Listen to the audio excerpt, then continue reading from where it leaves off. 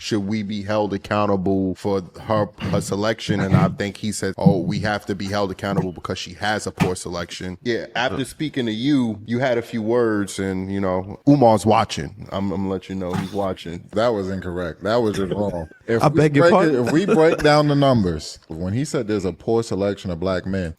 Now, Umar, oh my God. Umar was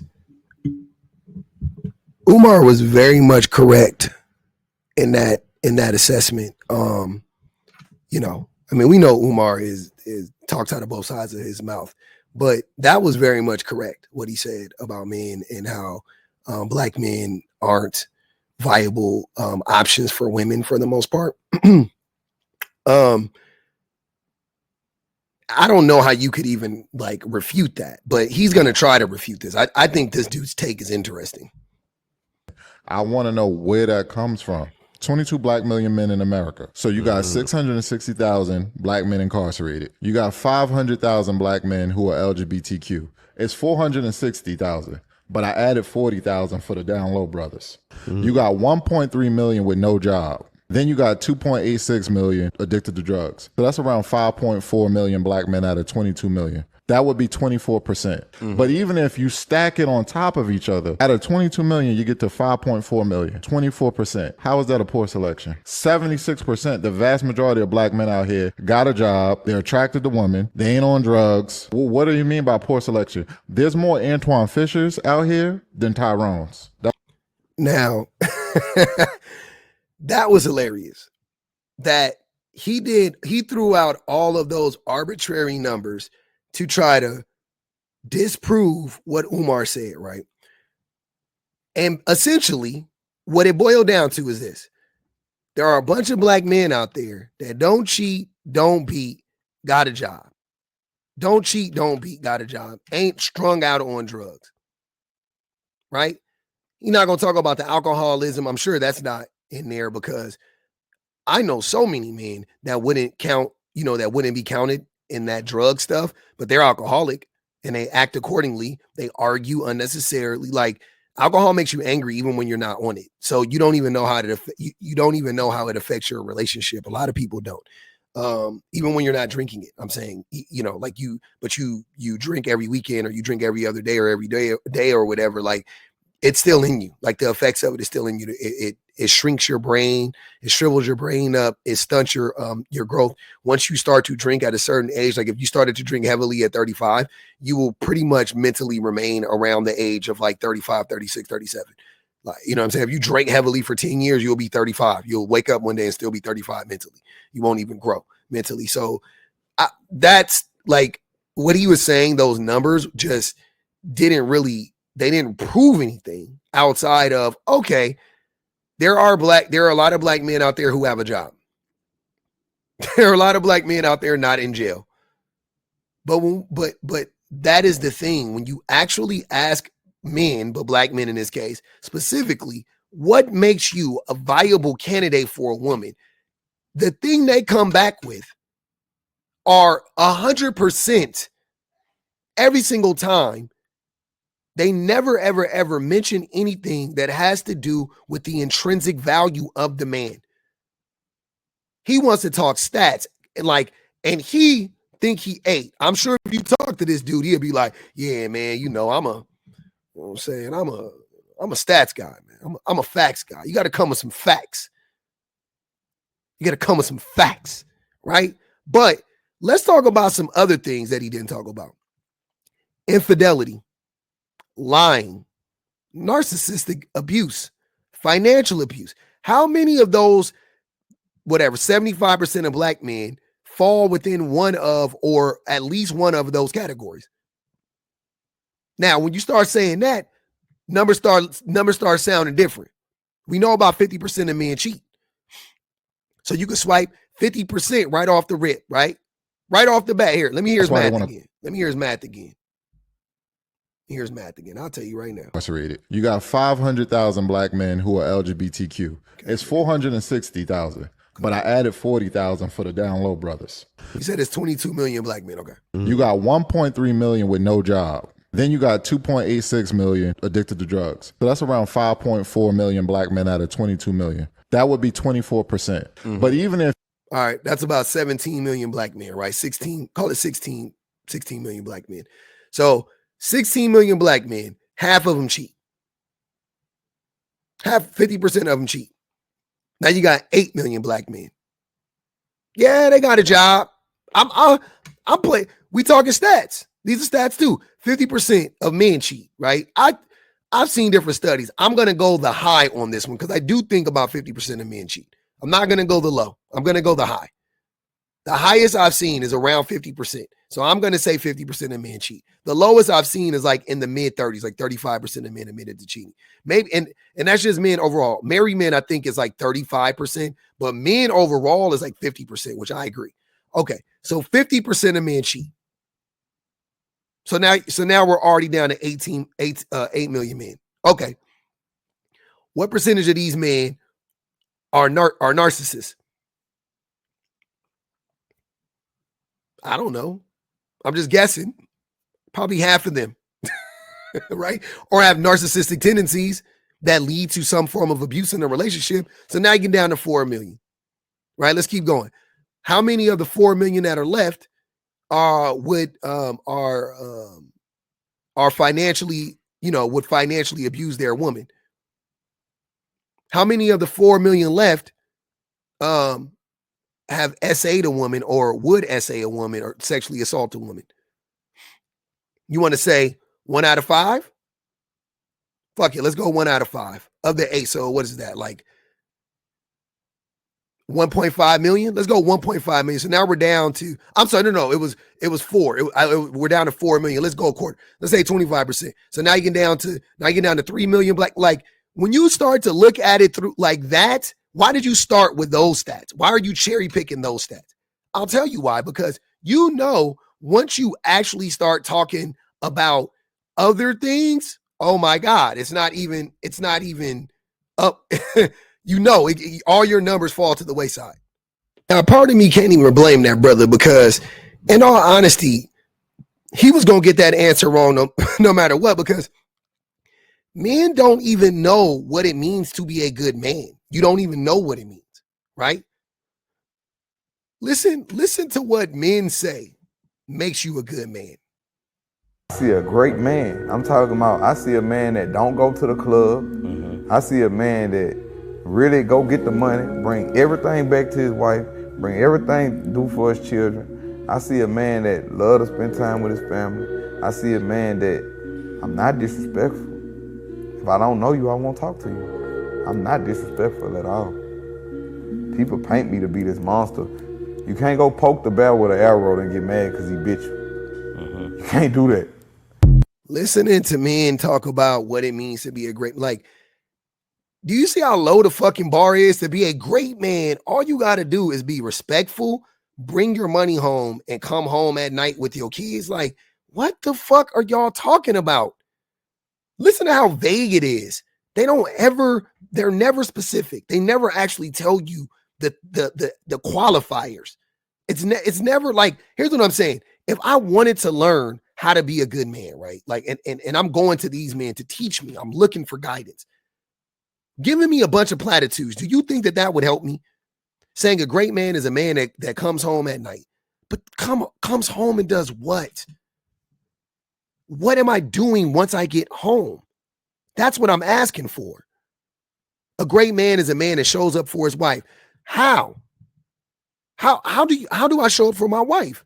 Be specific. The reason why they can never be specific is they don't actually fucking know. And they think that being a good man is the things that they're saying.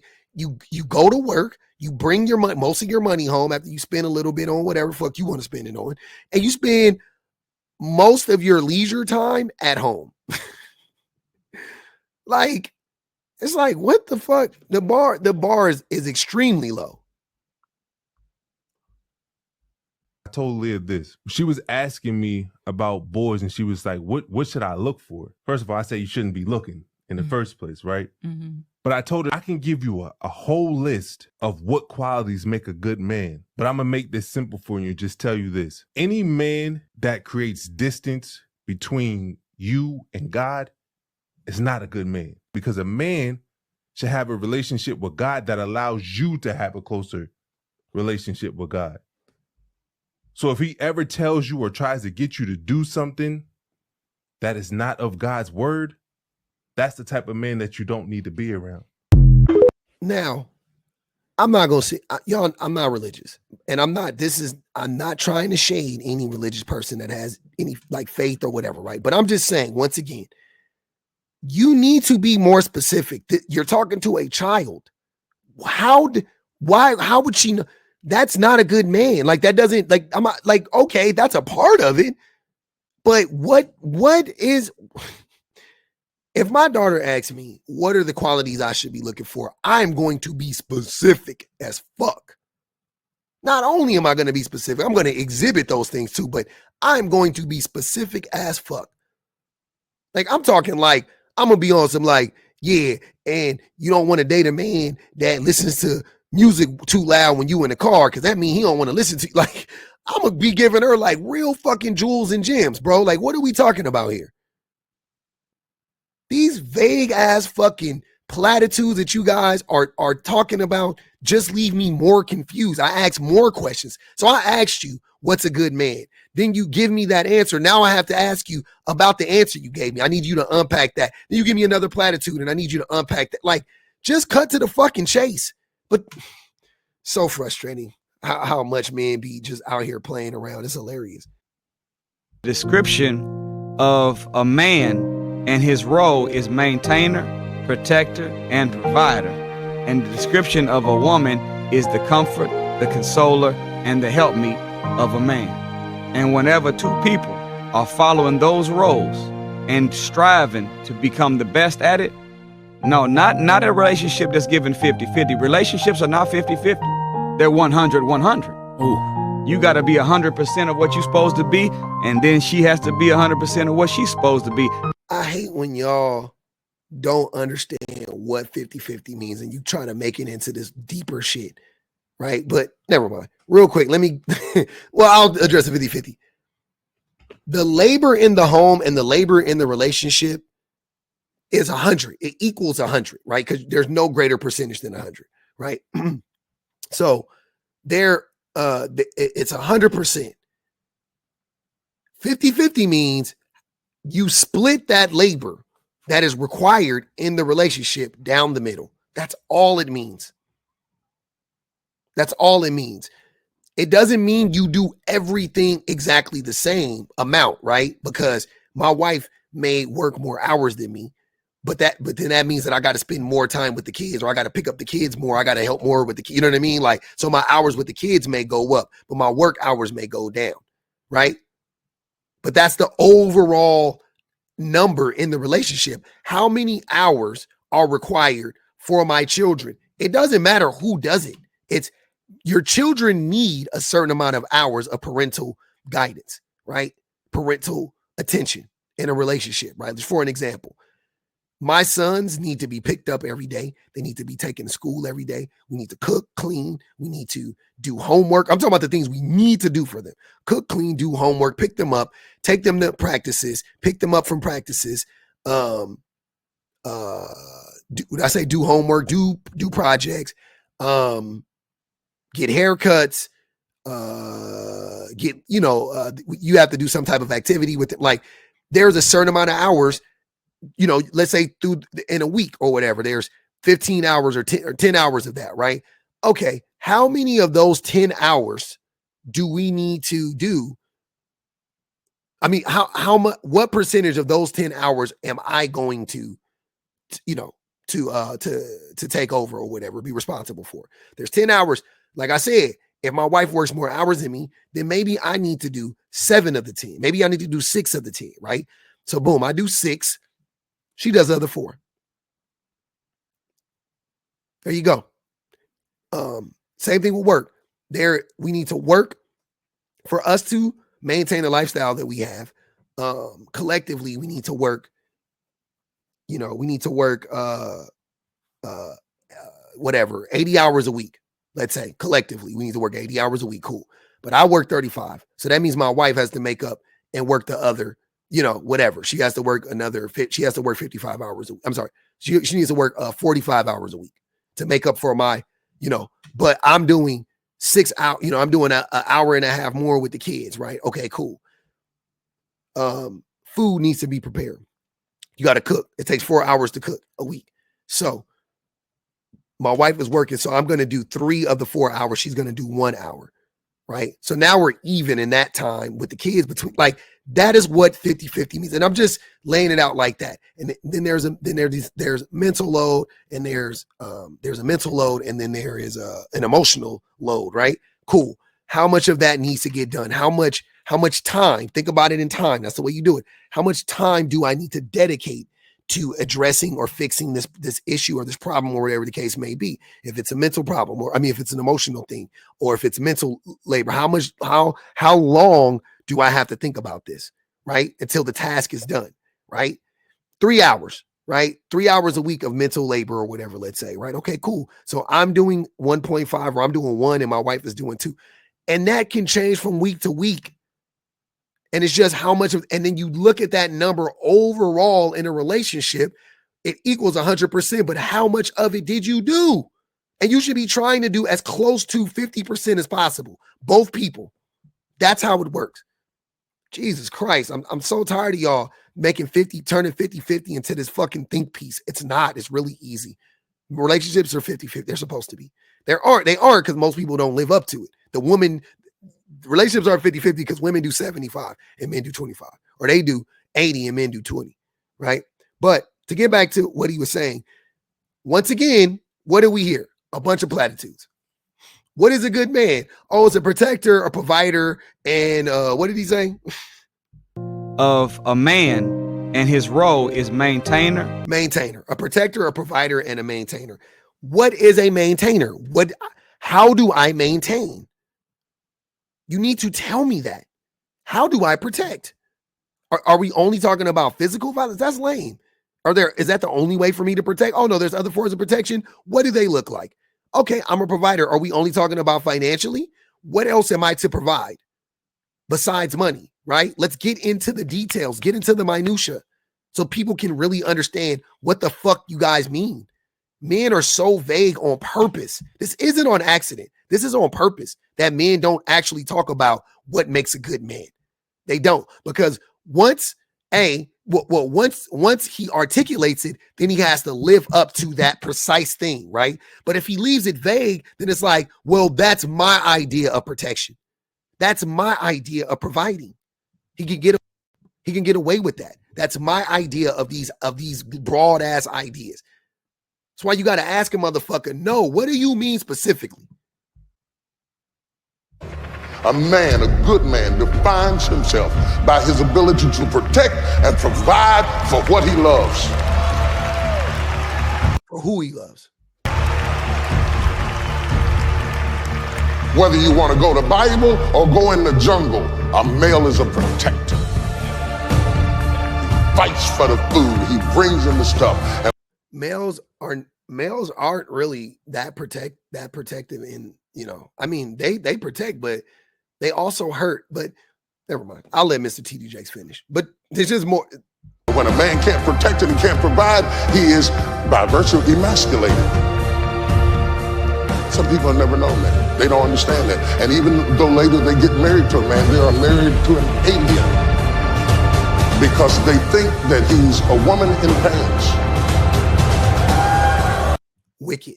So, Mr. TD Jakes, along with all those other gentlemen, they don't actually talk about men's intrinsic value. This is why I don't want to hear men crying about how women view us or how they see us as, checkbooks, or they only want to use you for your money. Like, I don't want to hear that shit. Cry me a fucking river. Cry me a fucking river. Men, we weaponize this. Protector, provider. That's the easy route. That's the easy route. You don't want to really do the work. So I'm a protector, I'm a provider. I come home at night, I give my woman my check, I don't go to the club. Like, nigga, that's all it takes for you to be a good man, a great man. That's it. But then for women have to be all of those things. But they also have to put up with all of your shortcomings, make up for all of your shortcomings. And if they say anything about it, then they're nagging you. Women have to be the keepers of your secrets, right? They have to internalize all of your problems because you dump everything on them and you never give them an outlet. And they have to do it all with a smile on their face, or you're going to ask them, why aren't you smiling? Why aren't you happy? Don't I bring home the checks? Don't I come home at night and force you to have sex with me? Don't like, or like, that's what this shit is crazy. Like, I just want men to live up to the standards that we have for women. That's all. That women exceed our expectations almost every time, to be honest with you. They exceed what we need, but it's not even close. But for men, it is beneath the fucking gravel and the dirt. It's not even the floor. Like, the floor is the center of the earth, man. We just let men off so easily. That's all I'm saying. So yeah, ultimately, Dr. Umar was right. Oh boy was lying. All those stats don't mean anything. Saying a good man is a protector and a provider means nothing. You guys need to start actually actively thinking about, what does it mean to be a good man? What does it mean to be a good person?